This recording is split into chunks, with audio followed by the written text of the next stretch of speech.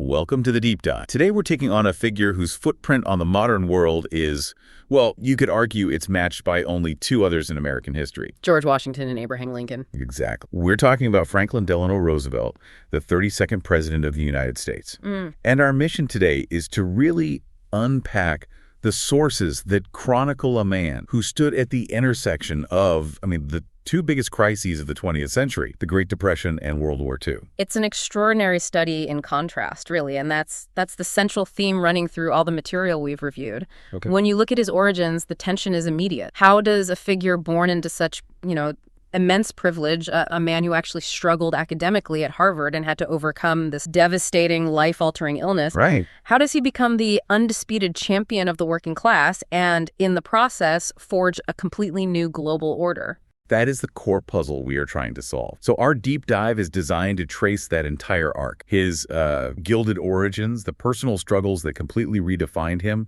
his revolutionary New Deal policies, his strategic leadership during the war. And the incredibly complex legacy he left behind. Yes, particularly regarding the power of the executive branch. And you have to set the stage right at the beginning of his presidency, March 1933. The nation was just paralyzed. Not just economically, right? No, psychologically. You had 1/4 of the workforce unemployed, 2 million people were near starvation, and critically, tens of thousands of banks were simply refusing cash withdrawals. Financial terror reigned. It did. Yet the tone he set immediately was one of, radical defiance and optimism. That famous line from his inaugural address, "The only thing we have to fear is fear itself," was a moment of pure psychological warfare against the Depression, wasn't it? It absolutely was. It wasn't just rhetoric. It was the signal that a completely different kind of leadership had arrived. A kind of leadership that seemed highly unlikely given where he came from. To put it mildly. Okay, so let's unpack this from the very beginning. Franklin Delano Roosevelt was born in Hyde Park, New York on January 30th, 1882, into what our sources universally describe as a well-traveled and liberal family background. This was the American aristocracy, no question. John, right?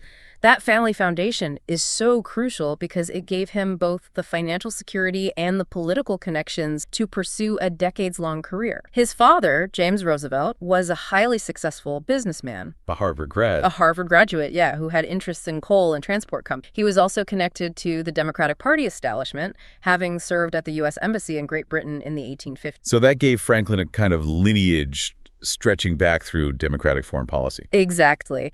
And his mother, Sarah Ann Delano, was perhaps the defining influence of his life. She sounds like a formidable character. Oh, incredibly driven, intelligent, and famously controlling, especially since Franklin was her only child. She initially educated him at home, placing all her future hopes squarely on. And the Delano lineage is deep. It traces back to ancestors who arrived on the Mayflower in 1620, so we're talking true old money Americans. We are. But here's an intriguing nugget from the sources. Sarah's father, Warren Delano, had once operated an opium business in British Hong Kong, where Sarah lived for 3 years as a child. Wow. This detail highlights an origin of wealth that was, at the time, controversial and very much tied to global commerce and, frankly, exploitation. That detail about the controversial origin of the family wealth is astonishing. Does the source material suggest this background ever factored into FDR's later progressive ideology, maybe fueling his desire to regulate industrial and inherited wealth? It's hard to draw a direct line, but the sources emphasize that growing up in that kind of environment, where wealth was clearly global, powerful, and historically derived, gave him an innate understanding of the financial machinery he would later dismantle. Or at least control. Exactly. It was less about moral guilt and more about understanding how the game was played at the very, very top. After his home education, he was sent to Groton Boarding School in Massachusetts, where he received a very specific kind of moral education. Yes, the headmaster, Endicott Peabody, taught him the importance of Christian charity, or noblesse oblige. The idea that the privileged have a duty to help those less fortunate. And Peabody was so central to Franklin's formative years that he remained a lifelong mentor and even officiated FDR's wedding later on. This is really the first major ideological pillar of his life. Public service is a moral But then we get to Harvard, and the sources tell a different story. Despite all the preparation and privilege, he failed to shine academically. He was definitely not a star student. He later dismissed his entire 4 years of economics study there, claiming everything he learned was incorrect. Which is a perfect reflection of how useless classical laissez-faire economics proved to be in the face of the Great Depression. It is. However, he distinguished himself outside the classroom as editor of the Harvard Crimson, the daily student news. This suggests a very early pivot. Well, if he couldn't beat the intellectuals at theory, he would master the craft of communication and influence. The stage for his ambition was truly set after the death of his father James in 1900, and his new role model emerged immediately. His energetic, larger-than-life cousin, Theodore Roosevelt, who was elected president in 1901. Oh, Theodore's commanding leadership style provided a perfect template for Franklin, and this was not a secret ambition. The sources note that while Franklin worked at the Wall Street firm Carter, Ledyard and Milburn in admiralty law, he openly told his coworkers that he intended to become the president of the United States one day, just like Theodore. The destination was set, and the first steps involved marrying into the right political family. Which leads us to his marriage to Eleanor, his distant cousin. They began courting in 1902 and married on March 17, 1905, despite fierce opposition from his mother, Sarah. She tried desperately to stop the wedding. Oh, she did. Sarah was incredibly proprietary over Franklin and saw Eleanor as a threat. The wedding itself was a high society spectacle, highlighted by the fact that President Theodore Roosevelt, Eleanor's uncle, away. But the marriage faced challenges from day one. They were forced to live right next door to Thera at the Springwood estate, and Eleanor found the entire situation completely suffocating. Yeah, and the sources are pretty frank about the personal struggle. They had 6 children, but Eleanor found marital intimacy incredibly difficult, at one point describing it as an ordeal that had to... That complete lack of natural intimacy and emotional connection immediately set the stage for a relationship that was, well, it was destined to be less about passion and more about politics. That emotional distance led directly to Franklin's numerous affairs, which cast a long shadow. Right. And our sources also note that Eleanor herself sought emotional fulfillment elsewhere, forming a very close, possibly intimate friendships with a number of women. Including Lorena Hickok, yes. But the relationship almost collapsed around 1918 because of the most notorious affair with Eleanor's own secretary, Lucy Mercer. Which had begun around 1916. Eleanor discovered it by accident, right, after finding a packet of passionate letters between them. Yeah, the confrontation was brutal. Eleanor offered Franklin a divorce, and the marriage was only saved because Sarah intervened. Of course. Threatening to disinherit Franklin entirely if he went through with it. So the union continued, but it transformed completely. It became based on mutual respect, duty, and shared political ambition rather than any shred of personal passion. Eleanor secured a solemn promise from Franklin that he would never see Lucy again. However, the sources make it clear that while the political partnership cemented, Franklin eventually failed to keep that oath. He did not. Yeah. It's just extraordinary that a personal tragedy like this led directly to one of the most consequential political partnerships in American history. Precisely. That shift from a passionate marriage to a functional political union meant Eleanor stopped focusing on the domestic sphere and really embraced her own political role. But first, Franklin had to establish his own identity. He entered politics in 1910, recruited by the local Democratic Party purely on the strength of the Roosevelt. And he secured a seat on the New York State Assembly, which was a genuine surprise because New York was heavily dominated by Republicans at the time. This is a key historical context point for you to keep in mind. The political map was almost inverted then. Right. Republicans were dominant in northern states while Democrats had a near monopoly in the South. So FDR's victory was a sign he was a true insurgent. He quickly gained a reputation as a radical for leading a group opposed to Tammany Hall. We hear the term Tammany Hall often, but for listeners, why was his opposition to it so vital for his progressive credentials outside of New York City?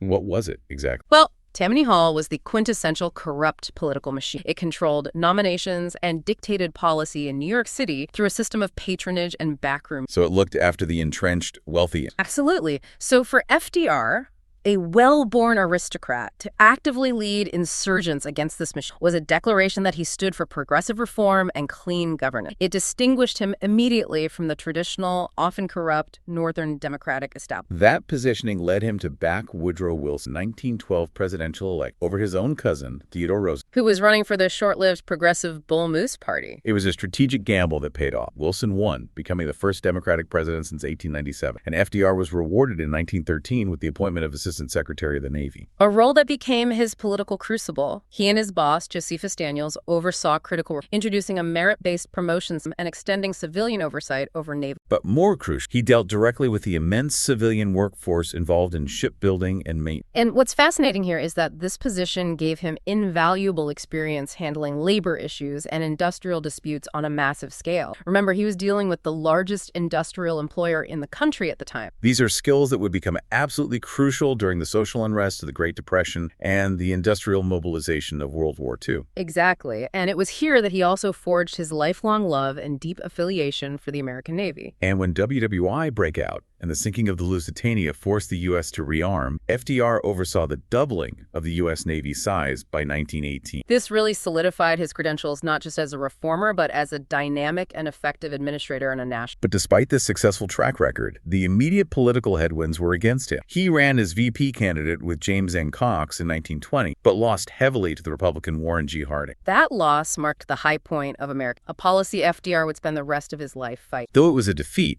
it gave him national campaign experience, and he was already viewed by many within the Democratic Party as the great hope of the left wing moving forward. He was ready for the top job, but then came the truly devastating personal crisis that almost ended his career and his life. August 1921. He was vacationing at Campobello Island when he began experiencing these terrifying, intense pain, fever, and then paralysis from the waist down. The diagnosis was poliomyelitis, or polio. Likely transferred by infected fecal matter through unwashed food or water. Right. And the result was complete paralysis from the waist down. For a vigorous, energetic man whose entire public persona was built on vitality, it was a political death sentence in the making. He would never walk or stand on it. For most, this would have been the end. But the sources highlight this as the moment his character was truly forged. He became intensely determined to lead as normal a life as possible and, crucially, to return to politics. The adaptations he undertook are a testament to his sheer will. He had his car pedals customized to be hand-controlled. He worked tirelessly with custom-built iron braces, which enabled him to stand or walk with assistance. Basically, using his waist and arms to swivel his limbs for short, painful. He installed a service lift in his Hyde Park home, yet he spent the majority of his waking hours in one of his custom-built wheelchairs. And this leads us to the narrative that defined his entire public career, the Great Deception. He went to extreme, exhausting lengths to ensure he was never publicly photographed in his wheelchair. This was an extraordinary effort to control perception. I mean, we're talking about the President of the United States who, when giving speeches,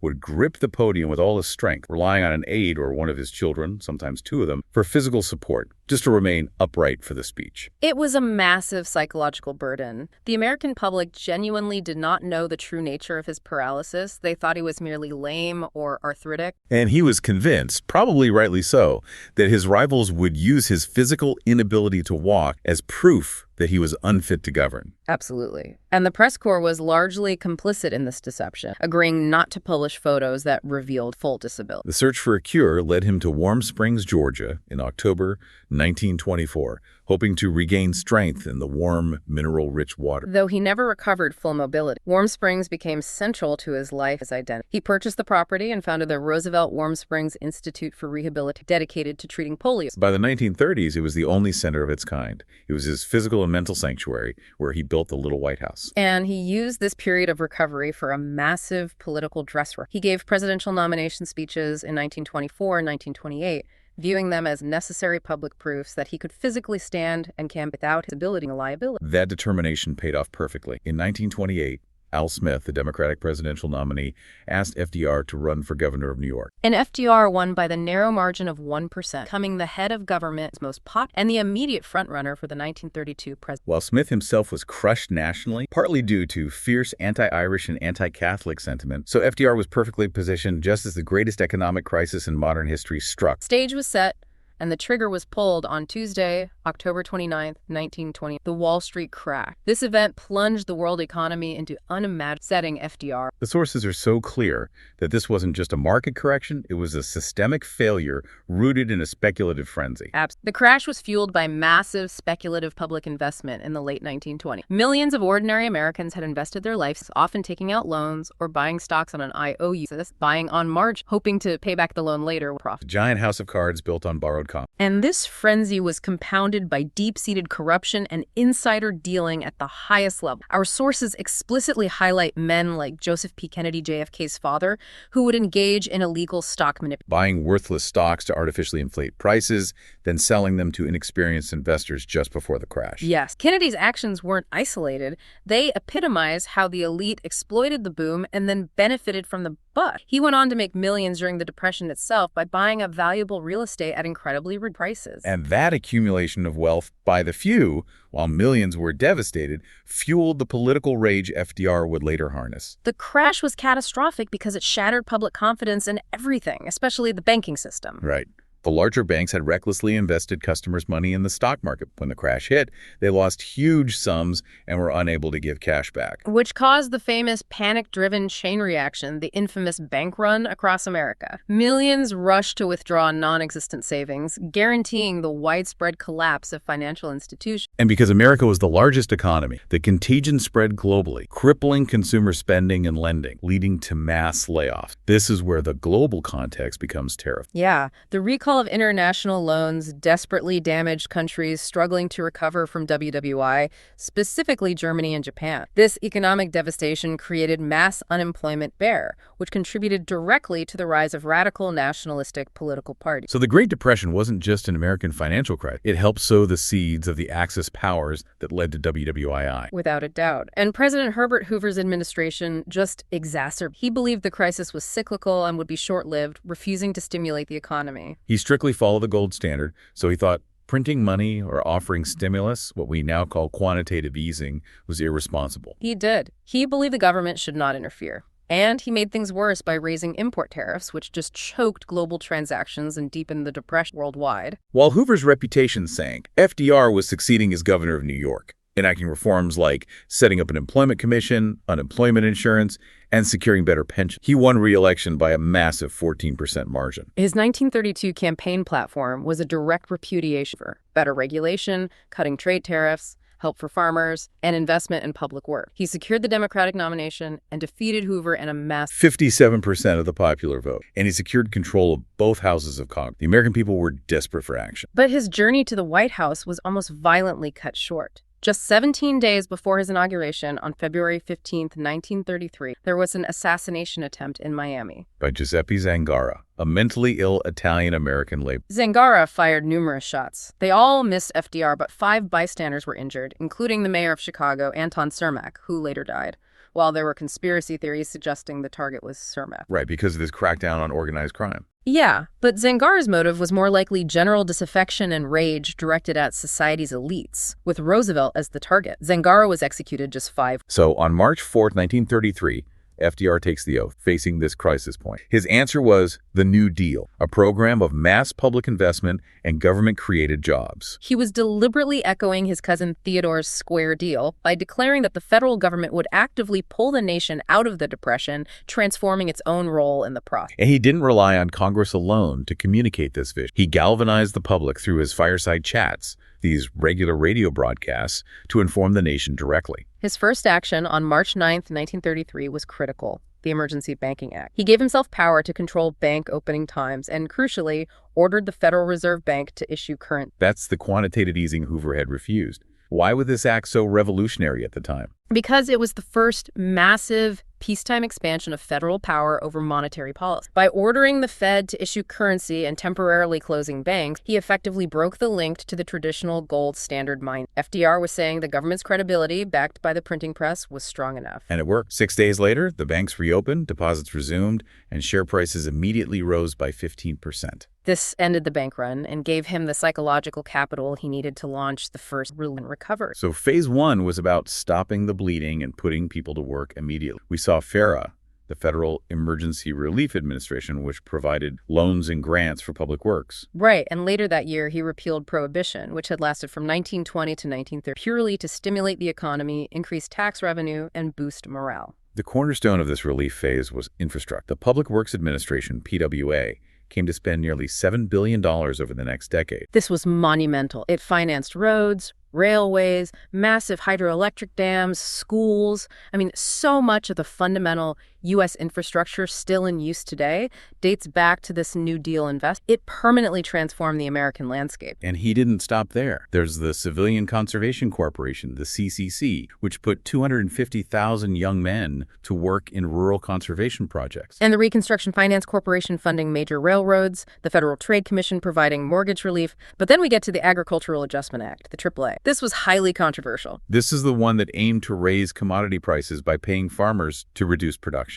Sometimes by leaving fields bare and often by slaughtering livestock. That is a staggering ethical issue. The government was subsidizing the destruction of food while millions were starved. How did the sources reconcile? The justification was purely economic stability. The sources explain that overproduction had driven prices so low that farmers were going broke. By reducing supply, prices recovered, stabilizing the sector. But the contradiction was undeniable. It was. And it was also highly controversial legally, leading the Supreme Court to strike down the AAA in 1936, arguing the federal government had exceeded its constitutional powers. And to regulate industry, he brought in the National Industrial Recovery Act, NIRA. NIRA was supposed to ensure fair wages, set restricted production quotas, and promote self-regulation alongside protecting workers' rights. It was ambitious, but parts of it were also later struck down by the Supreme Court. There was even a moment where FDR attempted to cut federal spending by slashing military expenditure and restricting servicemen's pensions. And Congress overruled him, paying out the benefits in cash, which, ironically, gave the economy a further unintended boost through immediate consumer spending. By 1935, they realized immediate relief wasn't enough. They shifted focus to Phase 2, economic reform or the Second New Deal. This focused on systemic, permanent change to prevent a similar collapse in the future. And the key measure here, and perhaps his greatest domestic achievement, was the Social Security Act of 1935. Absolutely transformative. It legally bound the federal government to provide a safety net, aid to the elderly via pensions, unemployment insurance, and direct assistance for the disabled and dependent children. It created a permanent social contract and fundamentally changed the relationship between the American citizen and state. It did. It established the government as a permanent insurer against financial ruin. And the Work Progress Administration, the WPA, was the engine of this second phase. It became the largest public works program in U.S. history, employing nearly 9 million. This was the ultimate pump priming operation. WPA wages went straight back into the economy, allowing people to buy things, which generated new jobs in the private sector and accelerated the recovery. And finally, the National Labor Relations Act prevented worker exploitation and codified labor rights into federal law. The outcome was undeniable. The New Deal ended the Great Depression in the United States and, crucially, avoided the rise of extremist fascist politics seen in Germany and Italy. FDR stabilized democracy when democracies across Europe were collapsed. As one biographer stated, he lifted himself from a wheelchair to lift the nation from its knees. The perfect summary. But this radical transformation met fierce political resistance. The New Deal policies immediately spurred the socialism debate, which, well, it continues today. The private sector and the Republican establishment vehemently opposed state intervention, arguing that the centralized power and massive government spending were fundamentally at odds with U.S. capitalist principles. Even his old ally, the conservative Democrat Al Smith, turned on him before the 1936 election,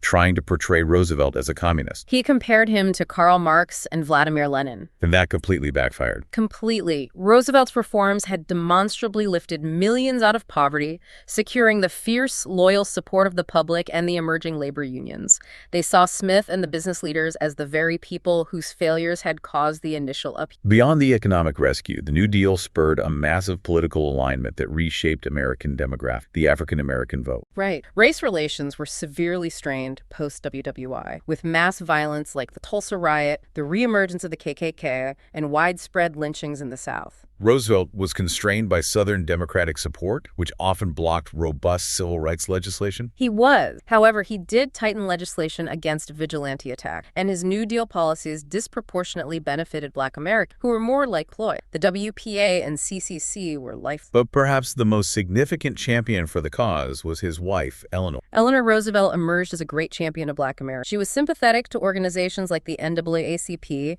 and she often broke protocol by holding meetings that included Black leaders, even when her husband was hesitant. And her activism was key to a fundamental political shift. That shift was the African-American population transferring their votes en masse from the Republicans, the Party of Lincoln, to the Democratic Party throughout the 1930s. It's great alignment. Exactly. It culminated in 1941 when FDR issued Executive Order 8802, which created the Fair Employment Practices Committee, requiring defense contractors to hire without regard to race. That's an enormous claim. What specific evidence do the sources point to that makes Order 8802 so pivotal? The sources confirm its magnitude because it was the first time the federal government mandated non-discrimination in the workplace since Reconstruction. It forced the massive, rapidly expanding wartime industrial sector, where the jobs actually were, to integrate. So the sources deem it the most important move for African American rights in the workplace between the Civil War and the Civil Rights Act of 1964. They do. It was federal power, wielded by FDR, enforcing economic inclusion. And it just highlights the indispensable power of his partnership with Eleanor. She was one of the few people Franklin couldn't entirely. She consistently lobbied him on poverty, civil rights, and women's rights. She essentially created the modern position of first spouse. Our sources note she held nearly 350 press conferences during his tenure. And because Franklin couldn't travel easily, she traveled the country extensively, briefing him constantly on the progress and failures of the New Deal. Despite the personal friction, they formed a truly formidable political partnership. This overwhelming public approval translated directly into his 1936 re-election victory, which was a political phenomenon. An unprecedented victory. He secured all but 2 states and claimed nearly 61% of the popular vote. The source states his 98.49% of the Electoral College remains the highest margin of victory in a contested election. The people had spoken. They endorsed the New Deal revolution. They did.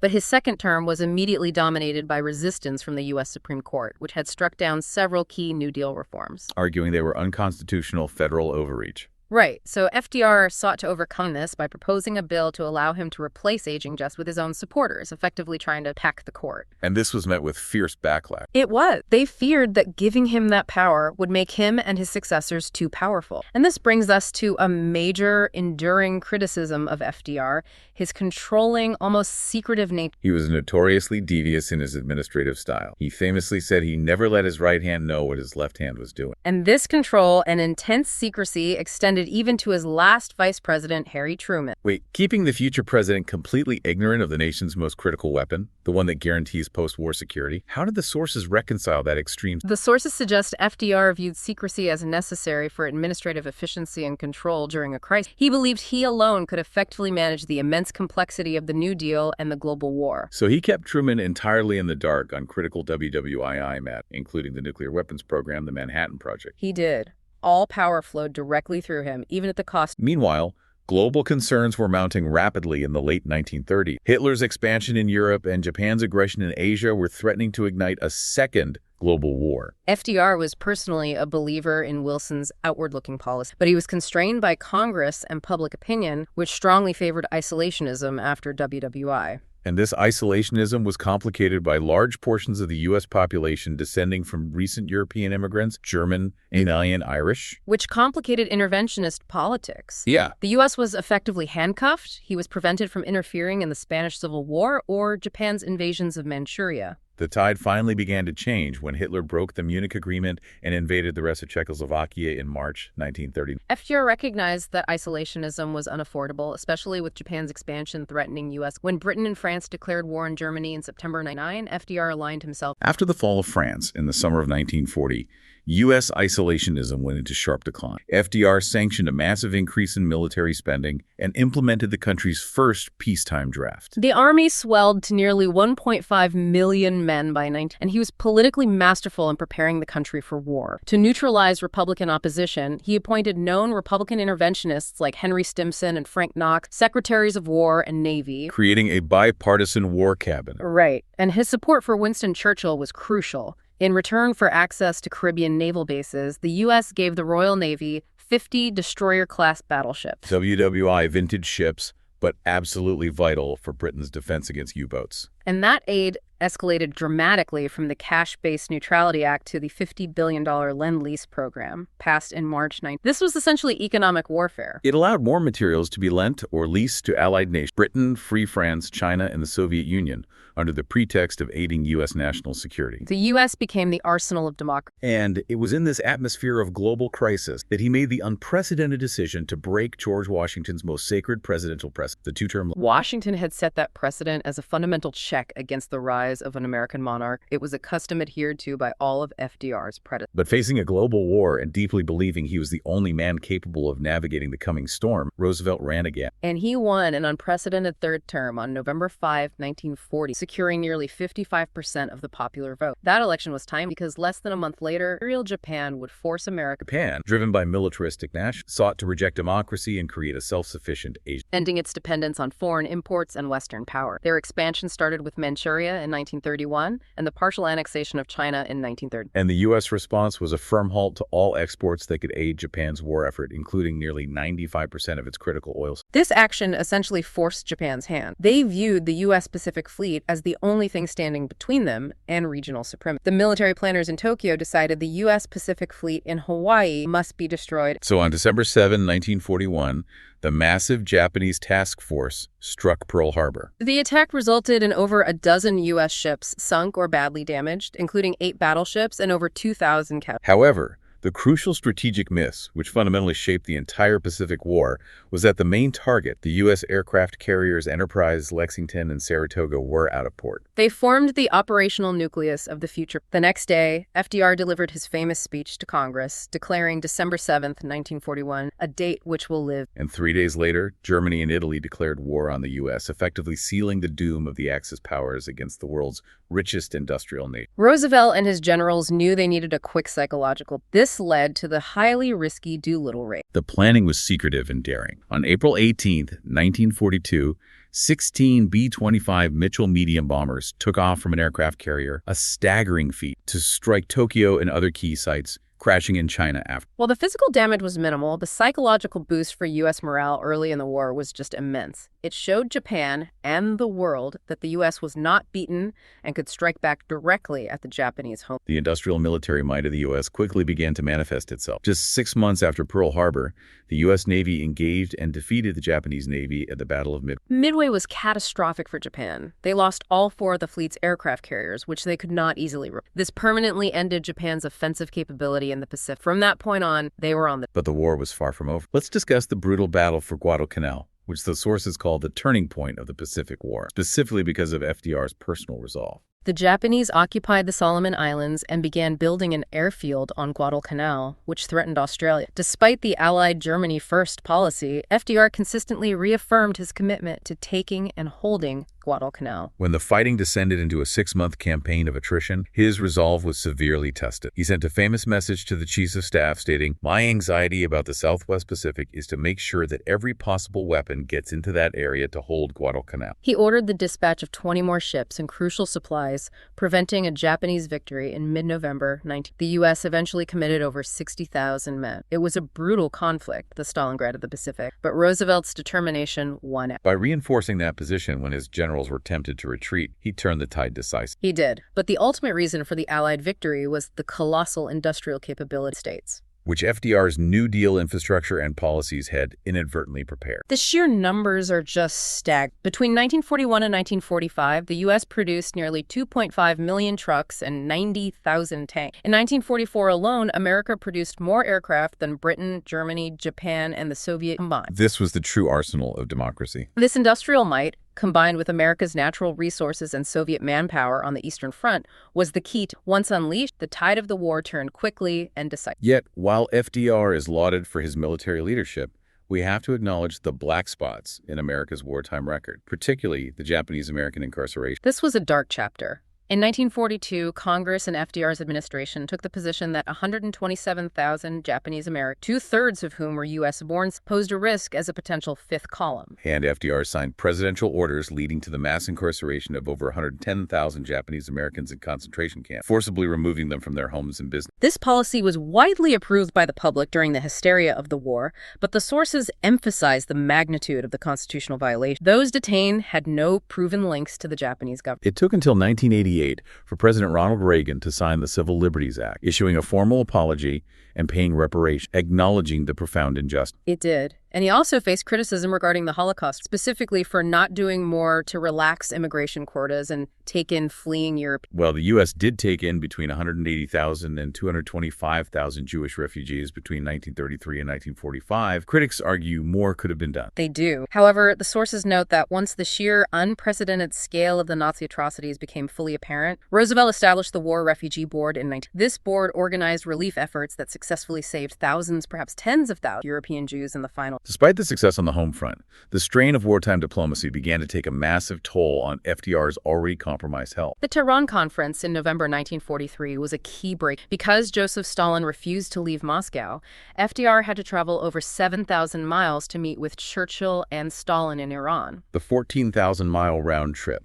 given his paralysis and underlying health issues, was absolutely devastating. At Tehran, FDR sought to appease Stalin, often deliberately distancing himself from Churchill, even refusing to discuss the post-war status of Poland because he calculated the Soviets would occupy it anyway. He desperately wanted to keep the Russians focused on the Pacific campaign against Japan. Yes, and his accommodating attitude extended to his response to Stalin's demand to shoot 50,000 German officers after the war, to which FDR jokingly replied, maybe 49,000 would be enough. A reply met with utter outrage by Churchill. It was. While FDR was focused on immediate military necessity, this accommodating attitude toward the USSR is argued in hindsight to have been a major mistake, given Eastern Europe's subsequent Soviet occupation. And by March 1944, after years of stress, chain smoking, and a rich diet on a body that couldn't exercise, his health just gave out. Tests revealed dangerously high blood pressure, 240, over 130 coronary artery disease, and heart failure. He was done. He tried desperately to cope, cutting back to a dozen cigarettes a day and a single nightly cocktail, and reducing his workday to 4 hours. The great deception of his physical vitality became even more difficult to maintain. And here's the final, highly intimate personal detail of his life. He rekindled his relationship with Lucy Mercer, who was now a widow. This reunion was facilitated by his daughter, Anna, behind Eleanor's back, reflecting the deep emotional distance in his marriage by that. It's extraordinary that his daughter facilitated this. Do the sources delve into Anna's motivation beyond merely alleviating stress? Was this a tacit admission that the marriage was purely transactional?